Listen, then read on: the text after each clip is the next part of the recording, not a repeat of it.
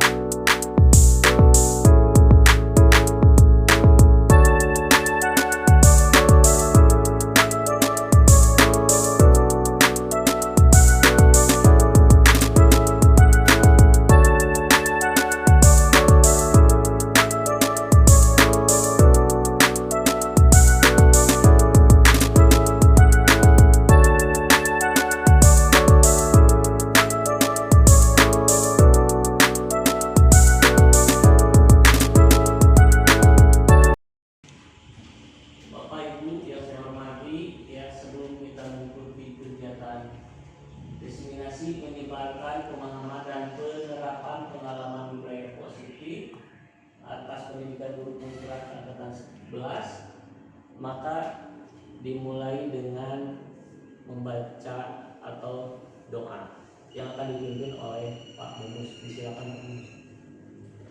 Assalamualaikum warahmatullahi wabarakatuh. Waalaikumsalam. Sebelum memulai acara ini, mari kita berdoa. Mudah-mudahan acara ini berjalan dengan lancar. Bismillahirrahmanirrahim. Alhamdulillahirabbil alamin. Alhamdulillahirabbil alamin. Ya Rabbana lakal hamdu kama yanbaghi li jalali wajhika al-karim. Allahumma shalli wa sallim ala sayyidina Muhammad sallallahu alaihi wasallam. Wa taqdilana biha jami'al hajat.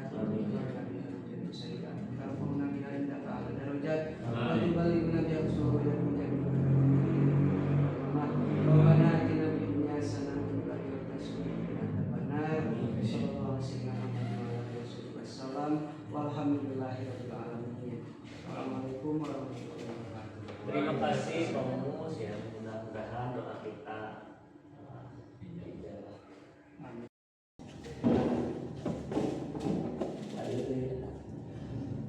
Assalamualaikum warahmatullahi wabarakatuh.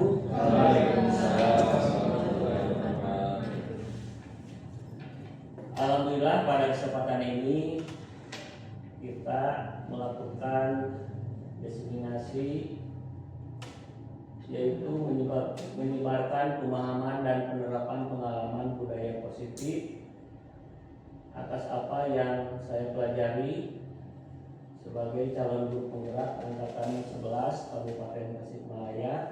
Saya Lukmanul Hakim, unit kerja di SDN Kawitan.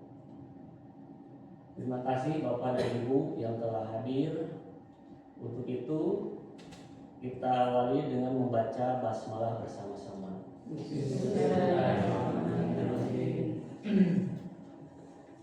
Terlebih dahulu kita explicating terlebih dahulu, yaitu tepuk semangat. Tentu aja gini, tepuk semangat, dan dirinding durundung, dan dirinding durundung, se aha aha ma aha aha ngat aha aha semangat. Bisa? Siap? Yuk kita coba. Tepuk semangat, dan dirinding durundung, dan dirinding durundung, semangat, semangat. Alhamdulillah, terima kasih ya. Semoga dengan hal itu kita lebih semangat untuk menyikapi dan menyimak pada presentasi hari ini. Baik, Bapak dan Ibu, kita lihat pada tayangan berikut, yaitu saya menyebarkan pemahaman dan penerapan pengalaman budaya positif. Tentu Bapak dan Ibu di sekolah masing-masing mengupayakan untuk terciptanya budaya positif ya, tentang hal apa saja yang menurut Bapak dan Ibu mempunyai manfaat nilai kebaikan. Selanjutnya, materi yang akan disampaikan pada kesempatan ini yang pertama, disiplin positif dan nilai-nilai kebajikan universal. Jadi pada dasarnya setiap disiplin, setiap keyakinan yang diterapkan di sekolah pada dasarnya mempunyai nilai-nilai kebajikan atau nilai-nilai kebaikan. Misalnya, coba kedisiplinan apa yang Bapak Ibu sudah diterapkan, satu aja. Yuk Parapi atau siapa? Selalu membersihkan sampah ke tempat sampah. Membersihkan sampah atau membuang sampah pada tempatnya. Selalu dilakukan. Nilai kebajikan apa yang terkandung dalam aturan tersebut dalam Kebersihan sebagian daripada. Kemudian masih ada lagi Berdoa sebelum belajar. Berdoa sebelum belajar. Nilai kebajikannya apa? Nilai kebaikannya Beribadah. Beribadah. Nah itu hal-hal yang dilaksanakan di tiap sekolah. Yang kedua, teori motivasi. Pada dasarnya setiap apa yang dilakukan diterapkan di sekolah tidak lepas daripada motivasi atau kekuatan, keinginan, harapan dari masing-masing murid ataupun guru. Apakah motivasinya dari dirinya atau dari luar? Tetapi kebanyakan motivasi itu dimulai dari luar. Misalkan tadi ada buanglah sampah pada tempatnya, aturan kan, sehingga anak dituntut, diharapkan. Maka hal itu berdasarkan dari faktor eksternal. Kemudian hukuman ya, bagi yang tidak membuang sampah pada tempatnya, yakin beragam daripada hukumannya atas ketidak melakukan sesuai dengan aturan. Ada yang push up atau hal lainnya. Kemudian penghargaan bagi Pak Waryono, penghargaan apa yang Pak Waryono sudah terapkan ketika Anda membuang sampah pada tempatnya? Pada akhir tahun kita akan dinilai mana anak yang selalu rajin membersihkan sampah dan setiap harinya dipantau terus, Pak. Nanti kita mendapatkan reward di akhir tahun. Baik, terima kasih Pak. Luar biasa, ini berbagi praktik baik ya di antara kita di dalam perbedaan lingkungan sekolah. Selanjutnya adalah restitusi. Restitusi itu adalah upaya terakhir ya. Yang menekankan restitusi ini adalah kepada motivasi dirinya sendiri. Jadi aturan kita geserkan, penghargaan geserkan, karena aturan akan membuat anak itu atau murid itu takut. Penghargaan membuat anak itu ketergantungan, berharap sesuatu. Ketika direstitusi ini adalah anak berpikir untuk timbul tanggung jawab. Ketika tadi buanglah sampah pada tempatnya. Nilai kebajikan apa? Selain yang disampaikan oleh Pak Waryono, tentu ada tanggung jawab. Maka tanggung jawab itu akan muncul dari diri peserta didik atau murid. Itu. Selanjutnya yang ketiga adalah keyakinan kelas. Setiap kebijakan yang muncul atau nilai kebajikan yang muncul atas aturan sekolah tata tertib, maka ini misalkan dari nilai kebajikan. Nilai kebajikan itu tidak tertulis tetapi tersirat. Ya, ada tidak di sekolah yang mencantumkan tanggung jawab? Tidak, tetapi buanglah sampah pada tempatnya. Ada tidak? Ada tertulis di stiker, tetapi nilai kebajikannya, tanggung jawabnya itu tidak tertulis, tetapi tertanam di dalam diri. Maka itu menjadi motivasi tersendiri dari anak. Itu yang diharapkan dari sistem pendidikan. Selanjutnya, hal-hal yang menjadi faktor nomor 1, 2, dan 3 adalah kebutuhan dasar manusia. Jadi pada dasarnya apa yang kita terapkan, apa yang kita bimbing pada dasarnya mempunyai kebutuhan dasar manusia. Yang tadi itu adalah dihargai, diterima oleh orang lain. Ketika buanglah sampah pada tempatnya, maka anak akan berupaya mengikuti aturan tersebut agar di lingkungan kelasnya diterima dan dihargai oleh guru. Itulah kebutuhan dasarnya. Kemudian restitusi. Nah, di sini ada 5 posisi kontrol yang biasanya diterapkan. Akan dilakukan di dalam setiap. Nah, ini adalah disiplin kebajikan. Nah, baik ya. Di sini ada perubahan. Silakan Bapak dan Ibu ya secara berpasangan menuliskan apa yang dipikirkan pada saat ini. Nah, nanti setelah ditulis kemudian dikepal rapat-rapat dan itu menjadi prinsip daripada Bapak dan Ibu masing-masing. Silakan. Yuk mulai kita mencoba 1, 2, 3. Sebagai bentuk kerahasiaan tentu kita akan mempertahankannya. Baik, silakan. Oh iya, Bu Arin, silakan Bu Arin. Mau dengan siapa, Bu Arin? Bu Ratna. Silakan, Bu Ratna. Apa yang dipegang oleh Bu Arin, ya? Bu Ratna berharap mengetahui isi dalam kertas itu. Ya. Lapar. Kata lapar bukan. Bisa dipinta isinya, kita tidak akan bisa menebak kalau tidak membuka kertasnya. Harus bakso beneran.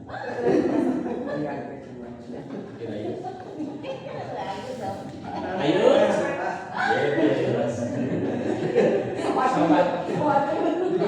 main ya. Di beton tapi gitu. Baik, 1, 2, 3 kita akhiri. Ya, pada dasarnya Bu Arin memberikan tidak kertasnya kepada Bu Ratna?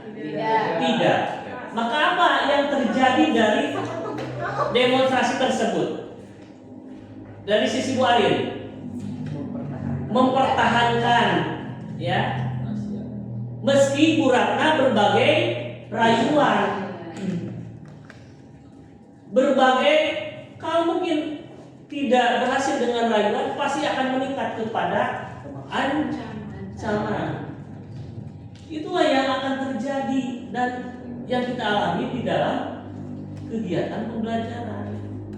Maka di sini adalah yang terjadi seperti itu. Baik, selanjutnya.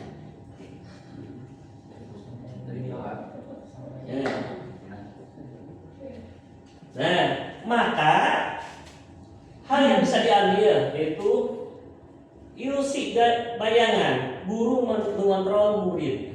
Maka Bu Ratna berharap kepada Bu Arin itu pada dasarnya untuk mengontrol, ya, dan mengetahui isi daripada tulisannya itu. Kemudian kritik dan membuat orang merasa bersalah, menguatkan karakter. Kritik, ya, misalkan ketika Bu Arin mempertahankan, maka mungkin saja hal yang bisa diambil atau dilakukan oleh Bu Ratna. Masa tidak berbagi informasi dengan sahabat, maka itu akan muncul dengan sendirinya. Apakah Bu Arin tidak percaya pada saya, maka itu akan bertambah daripada kegiatan ini. Selanjutnya, nah, maka stimulus respon ini terdiri dari kita mencoba mengubah orang berpandangan sama dengan kita, yaitu dengan meminta. Pada dasarnya Bu Ratna meminta itu agar Bu Arin mengikuti dan sepemikiran sehingga menyerahkan informasi yang dipegang.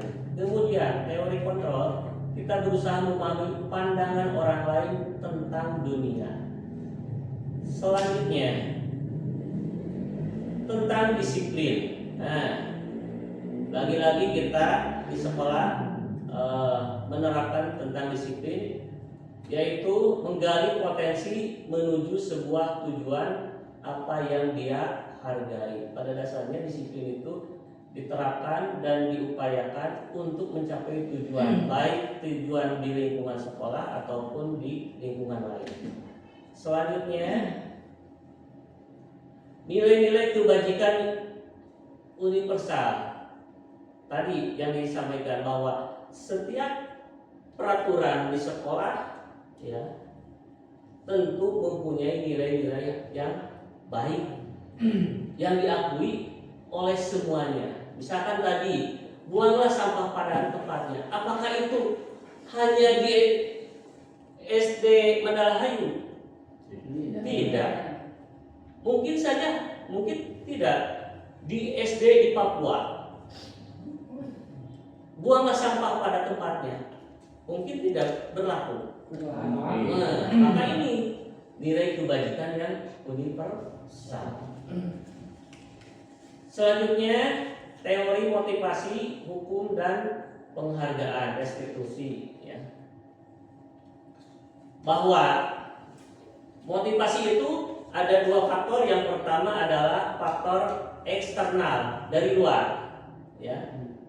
Seperti yang tadi telah kita demonstrasikan, kita merayu, membujuk, bahkan kita meningkatkan levelnya ke level pemaksaan. Itu yang terjadi di anak. Kemudian untuk imbalan, misalkan pinjam dong, nanti saya beri uang, atau antri dong, silakan antri untuk sebelum masuk ke ruangan, ya. Biasanya apalagi di kelas rendah 1 dan 2 sulit dikondisikan.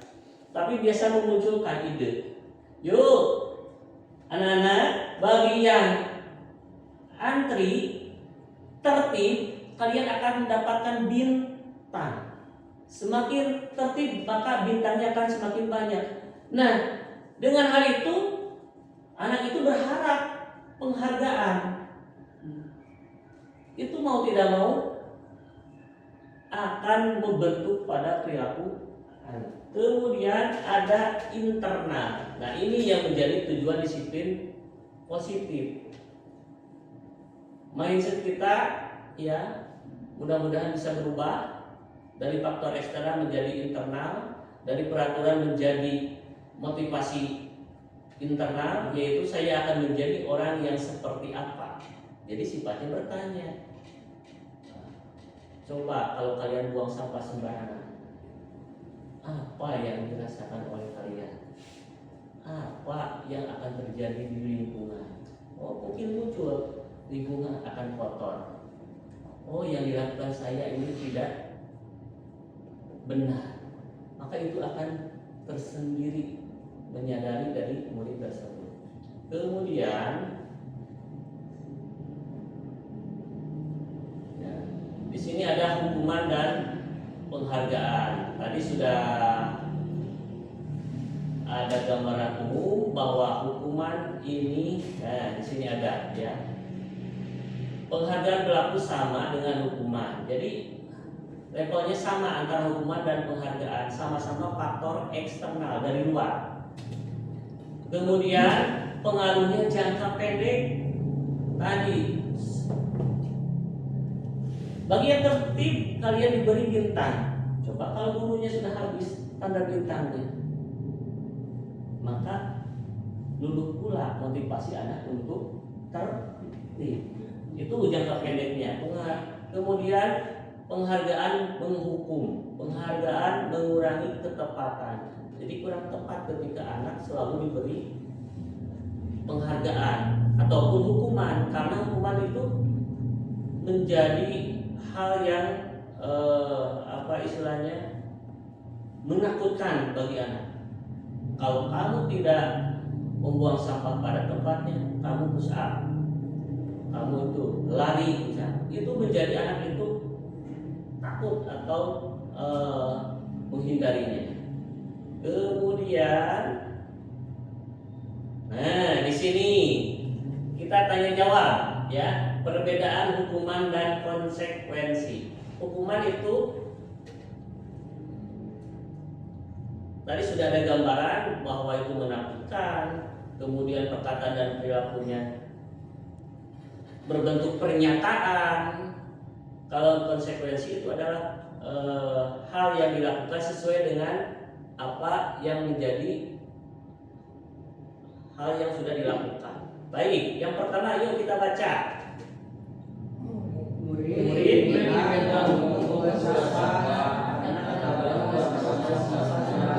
kira-kira hukuman atau konsekuensi? Hukuman. Baik, hukuman. Kita akan cek nanti. Yang pertama hukuman.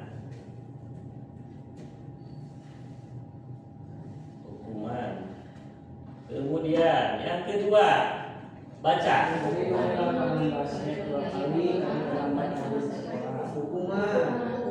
Hukuman.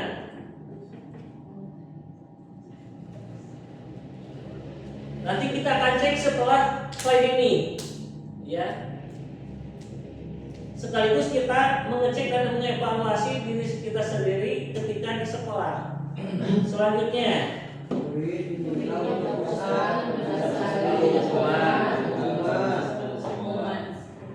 hukuman atau konsekuensi? Baik. Konsekuensi. Baik, nanti kita cek. Kita akan saling bersama. Lanjut.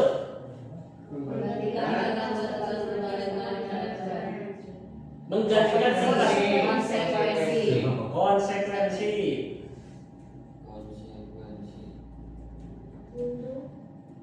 Lanjut.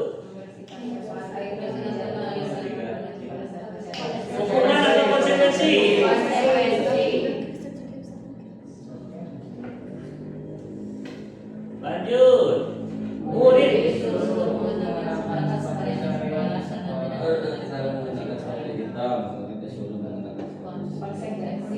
Konsekuensi. Konsekuensi. Hukuman atau konsekuensi? Konsekuensi. Nanti kita perbaiki setelah slide ini. Terakhir, lari mengelilingi lapangan basket 2 kali karena terlambat 10 menit untuk pelajaran PTOK. Hukuman. Kita cek sama-sama. Baik, ya. Jawaban kita saat ini akan kita cek ya. Perbedaan hukuman dan konsekuensi. Hukuman sesuatu yang menyakitkan harus terjadi, membuat anak sakit, anak membenci kedisiplinan. Sementara konsekuensi sesuatu harus terjadi, membuat anak merasa tidak nyaman dalam jangka waktu pendek. Anak menghargai disiplin. Coba.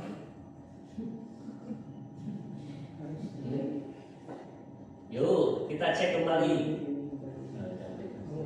Murid diminta logisinya. Konsekuensi itu adalah kesesuaian apa yang telah kita lakukan kesalahan, Konsekuensi. maka tanggung jawabnya berarti kesesuaian di sana. Konsekuensi nomor 1. Murid diminta untuk memungut 2 sampah karena ketahuan buang sampah sembarangan.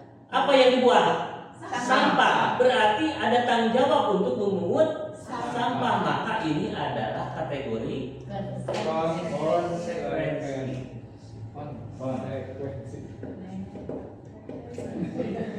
Nah, konsekuensi. Lanjut, nomor 2 kita cek. Lari mengelilingi lapangan basket 2 kali karena terlambat hadir di sekolah. Hukuman. Hukuman. Ya, gitu. Karena terlambat hadir di sekolah, ada nilai kebajikan apa? Terlambat hadir di sekolah.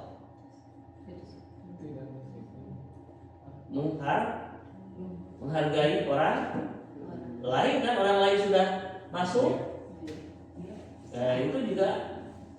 Sementara apa hubungannya dengan push up?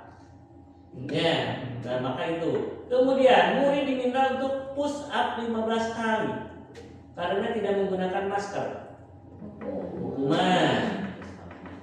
Menggantikan kertas tugas teman yang telah dicoret-coret. Konsekuensi. Baik, kita perbaiki. Kemudian membersihkan tumpahan air di meja tulis. Konsekuensi. Kemudian disuruh mengenakan sepatu seharian di sekolah karena tidak mengenakan sepatu hitam.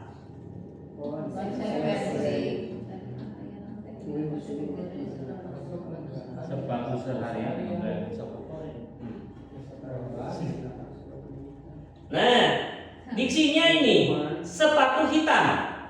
Apakah sepatu hitam itu relevan tidak dengan memakai sepatu seharian? Maka ini kategori apa? Hukuman atau konsekuensi? Hukuman. Karena tidak sesuai. Apa nilai kebajikan dari warna sepatu hitam? Kedisiplinan. Keseragaman. Yang terpenting adalah kesederhanaan. Coba kalau kita di sekolah, warna sepatu merah, hijau, ini kan itu akan berlomba di dalam mental murid, ya. Maka kesederhanaan akan terkikis dengan sepatu warna hitam. Bukan mereknya, bukan bahannya, tetapi warnanya. Berarti ini adalah hukuman.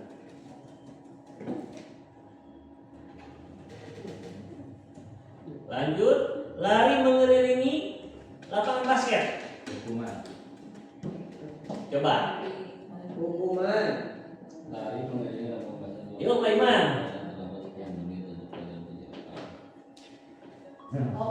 Tidak ada kaitannya dengan pelajari. Benar, karena lari itu masih relevan dengan materi olahraga. Nah itu. Iya, ya. Betul. Konsekuensi. Nah, ini apakah dengan ini ya kita sama-sama mengevaluasi dari hal-hal yang selama ini kita lakukan di sekolah ya, apakah hukuman atau konsekuensi. Selanjutnya restitusi. Nah ini tadi ya tahapan akhir ya, yaitu menciptakan adanya proses menciptakan kondisi keadaan bagi murid untuk memperbaiki kesalahan, bukan hukuman. Tapi di sini di dalam restitusi ini proses anak untuk mengakui kesalahan, proses anak untuk memperbaiki kesalahan. Maka di dalam restitusi ini adalah kita sifatnya pertanyaan. Apakah Pak Waryono membuang sampah itu menurut Pak Waryono kesalahan atau bukan? Membuang sampah Sembarangan. Kesalahan atau Itu bukan? adalah kesalahan karena Ya. melanggar aturan Hmm. yang tertulis. Ya, baik. Kalau itu sudah dirasakan kesalahan, ketika Pak Waryono melihat temannya membuang sampah sembarangan, apa yang dirasakan oleh Pak Waryono? Ya merasa tidak nyaman, kemudian kesal dan ingin memberitahu bahwa kesalahan itu adalah kesalahan. Baik. Yang melanggar aturan. Ya. Kemudian apa yang akan diperbaiki dari kesalahan Pak Waryono membuang sampah sembarangan? Kita kan bersama-sama membersihkannya dengan memberitahu bahwa kegiatan tersebut adalah hal yang salah. Nah itu yang diharapkan, yang dimunculkan dari restitusi. Jadi kesadaran tanggung jawab anak itu sendiri. Baik ya. Nah, ciri-ciri restitusi yaitu bukan untuk menebus kesalahan, tetapi belajar dari kesalahan. Pak Waryono sudah mengakui kesalahannya. Selanjutnya memperbaiki, maka itu adalah proses untuk belajar dari kesalahan. Ketika buang sampah sudah, maka kemudian harinya tidak akan mengulang kembali. Selanjutnya, ya. Coba lagi es breaking yang tadi, yuk. Nah, tadi ada yang lupa, aha, ya. Siap. Ayo beratnya biar tidak ngantuk beratnya. Ayo. Ada apa beratnya? Baik, ya. Yuk biar tidak ngantuk, ya. Tepuk semangat. Barang diri, duduk. Darang diri, duduk.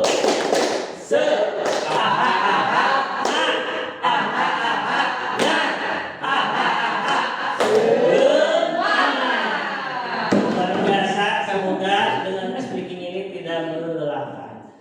Baik, kita akan lanjut ke keyakinan kelas ya. Dari beberapa pengalaman tadi bahwa kita ya mengenal aturan, mengenal nilai-nilai kebaikan, maka nilai-nilai kebaikan kita itu akan menjadi keyakinan. Keyakinan itu tidak tertulis, Bapak dan Ibu, tidak tertulis, tetapi tersirat dan mengikat di dalam kelas.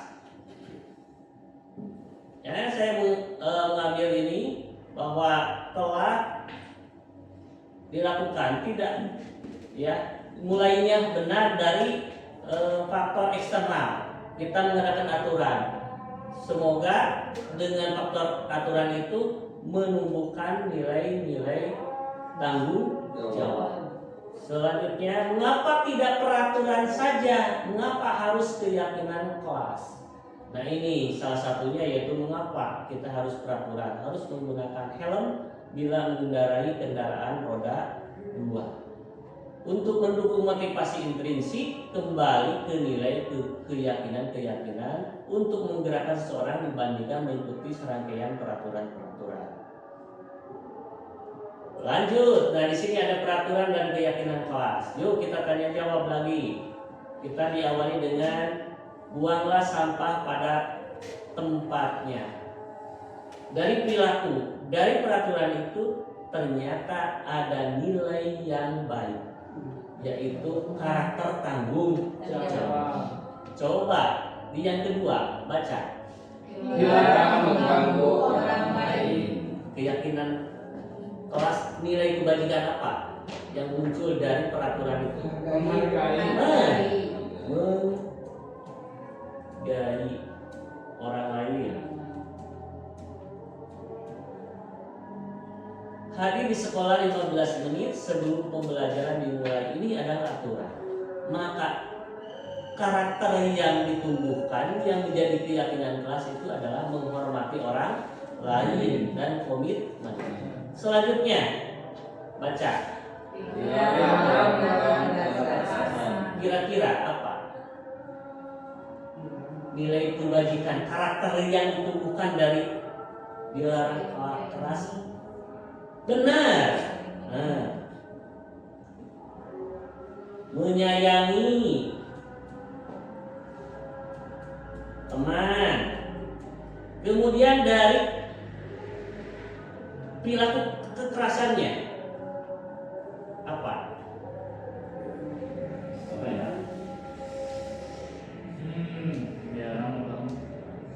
Atau cukup satu? Baik, cukup. Lanjut, dilarang menggunakan narkoba. Ternyata keyakinan kelasnya adalah untuk kesehatan. Lanjut, ayo pikirkan bersama. Bergantian atau menunggu giliran. Karakter apa? Disiplin, Sabaran, dan kesabaran. Terus jangan berlari di kelas. Yuk. jangan berlari di kelas.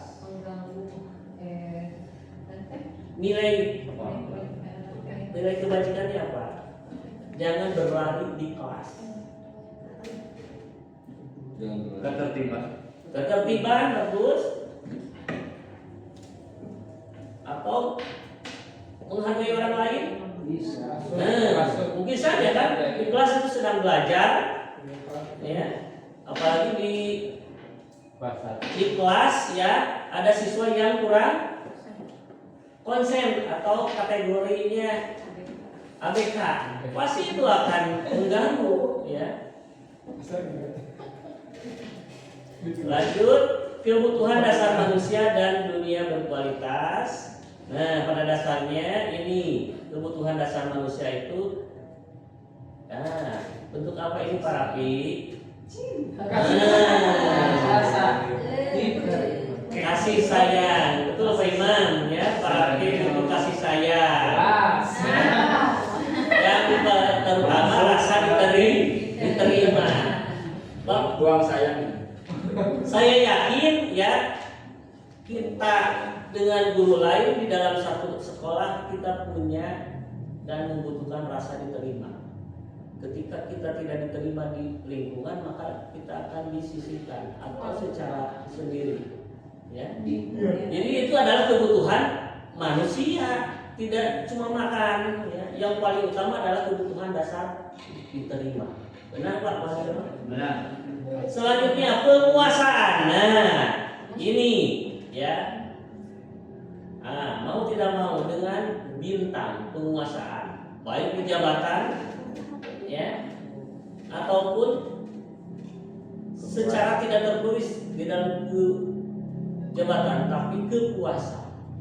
Kamu batu diceraikan di negeri hati mana? Bunga. Itu adalah kekuasaan atau penguasaan. Selanjutnya kesenangan. Nah, sama pada dasarnya kita melakukan kegiatan itu untuk memperoleh kesenangan. Yang terakhir adalah kebebasan. Tetapi di dalam kita melakukan pekerjaan, pada dasarnya kita harus ada penyesuaian antara kebebasan dengan hak orang lain. Selanjutnya posisi kontrol 5 posisi. Nah ini kita posisi di mana?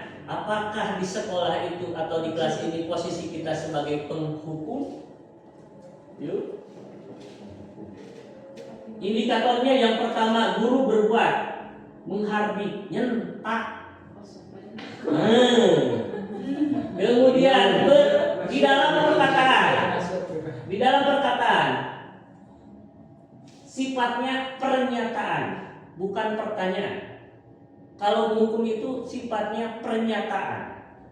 Kalau kamu tidak melakukannya, awas ya, rasakan. Itu kalimat pernyataan. Beda dengan manajer. Kalau manajer kalimatnya adalah pertanyaan. Ya. Nah, mengajukan pertanyaan seperti tadi. Menurut Pak Waryono, apakah dengan membuang sampah itu kesalahan atau kebaikan? Nah, itu adalah sifat daripada manajer.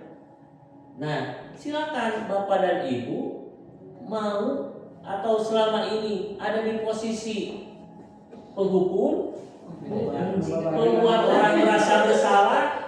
Nah, di pembuat orang merasa bersalah ini sifatnya pernyataannya adalah halus. Pak Waryono tidak menghargai ibu. Bagaimana kalau ibu guru nanti ditegur oleh kepala sekolah? Karena apa yang dilakukan murid pasti akan dipinta tanggung jawabnya adalah guru kelasnya, benar tidak? Maka itu anak akan dengan sendirinya merasa bersalah dengan perilaku tersebut. Kemudian posisi teman membuat alasan-alasan untuk muridnya, seperti katanya, ayolah lakukan demi ibu. Masa kamu tidak mau? Ingat, ibu tidak pernah bantu. Nah itu. Yang ketiga adalah pemantau, ya, yaitu menghitung, mengukur, ya. Jadi selalu memastikan, melihat, mendengarkan apa yang menjadi kesalahan murid. Kemudian yang terakhir manajer.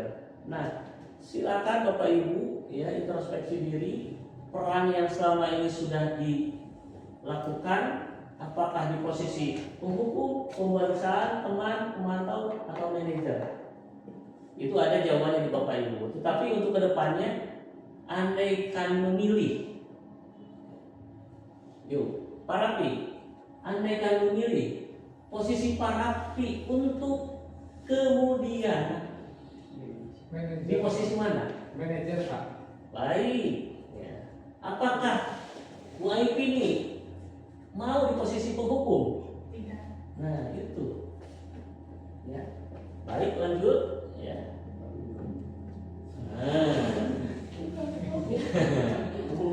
Baik. Nah di sini, yuk kita tanya jawab kembali.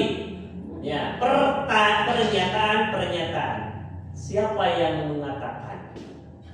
Nah, konsen yang masih kosong, ayolah lakukan demi ibu bapak. Yuk, posisi apa di sini? Ayolah lakukan demi ibu bapak, teman.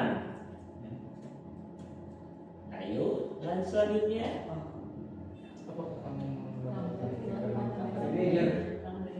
Baik, kita buka lagi.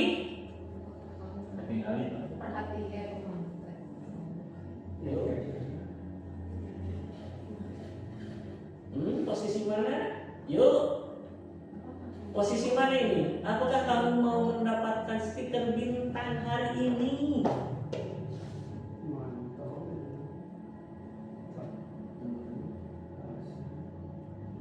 karena anak tidak tertib, subtertib. alasan Ini dari ini ke posisinya penghukum, pembuat orang merasa bersalah, teman, pemantau atau manajer. Ingat, kalau manajer itu sifatnya pertanyaan. teman Hah? Sulit. Baik, pemantau. Lanjut. Manajer. oh manajer Lanjut. Kamu selalu yang paling terakhir. Oh, memantau mantau. Ayo. Kamu selalu yang buat orang merasa bersalah. Lawan bersalah. Pemantau. memantau Memantau. Baik.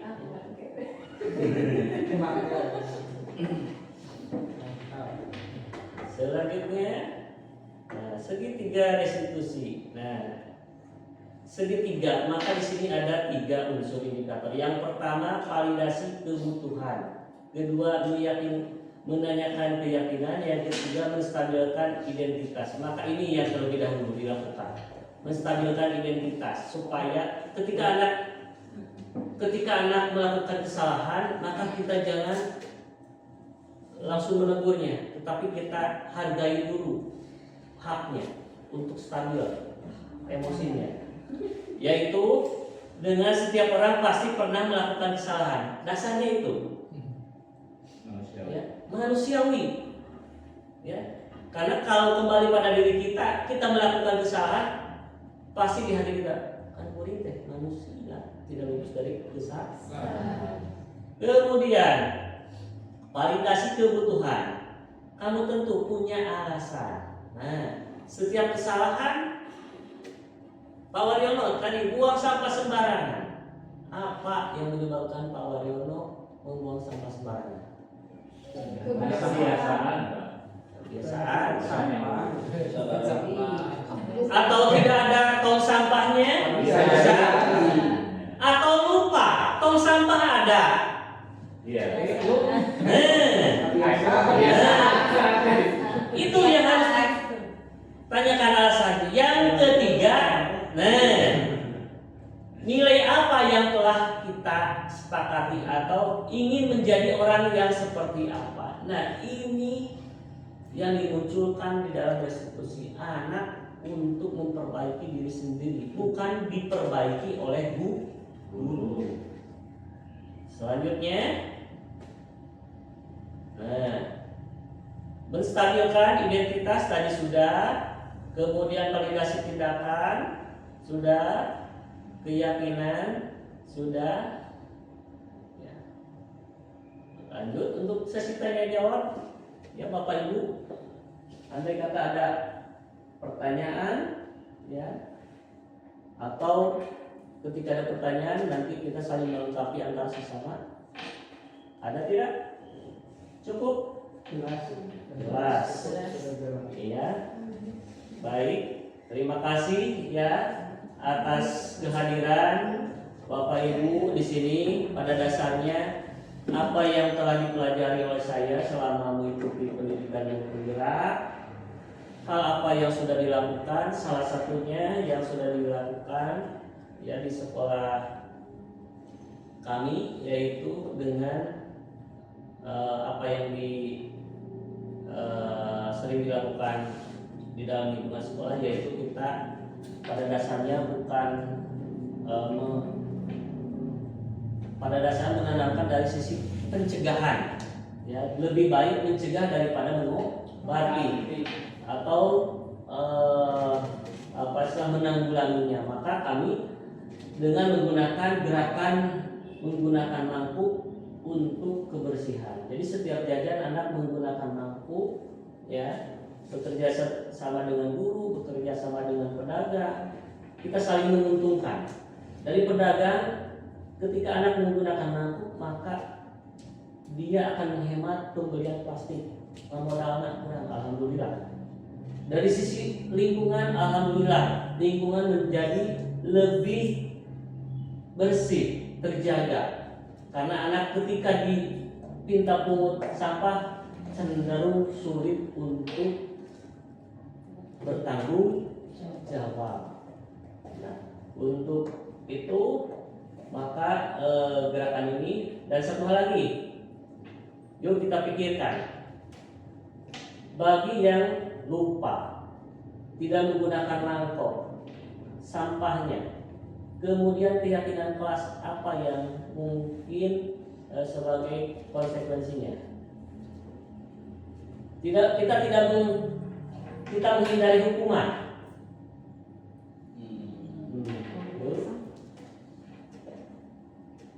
Nah, ketika memungut sampah, ya, jadi hindari sifat hukuman. Misalkan anak itu tidak membawa mangkuk, tidak menggunakan mangkuk, ketahuan oleh guru, kemudian disuruh push up, maka itu kategorinya hukuman.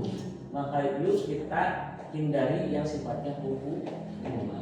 Baik Bapak dan Ibu, terima kasih ya atas kehadirannya. Sekali lagi mohon maaf atas segala kekurangan. Akhirul kalam, wassalamualaikum warahmatullahi wabarakatuh. Waalaikumsalam warahmatullahi wabarakatuh.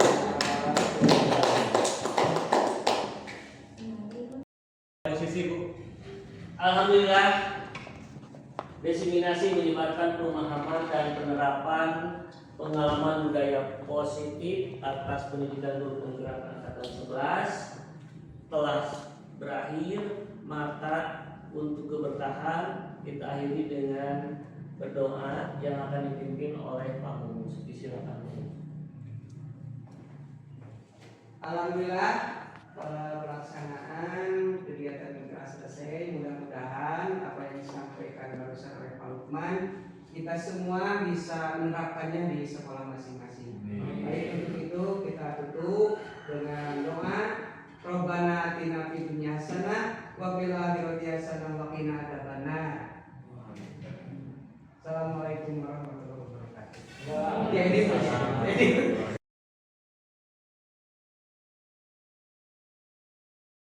Assalamualaikum warahmatullahi wabarakatuh. Saya Ahsan, kelas 6, murid Pak Lukman. Pak, saya mohon maaf telah membuang sampah sembarangan. Saya sadar itu tidak pantas dan akan mencoba lebih disiplin ke depannya. Saya sangat senang saat berdialog dengan Pak Lukman. Terima kasih Pak Lukman. Assalamualaikum warahmatullahi wabarakatuh. Nama saya Tiara Rahmadani, saya kelas 6, saya murid Pak Lukman. Saya ingin berminta maaf karena saya ngobrol di tengah-tengah pelajaran. Saya menyadari itu salah dan akan berubah memperbaiki sikap saya. Saya akan menghargai waktu pembelajaran. Terima kasih Pak Lukman.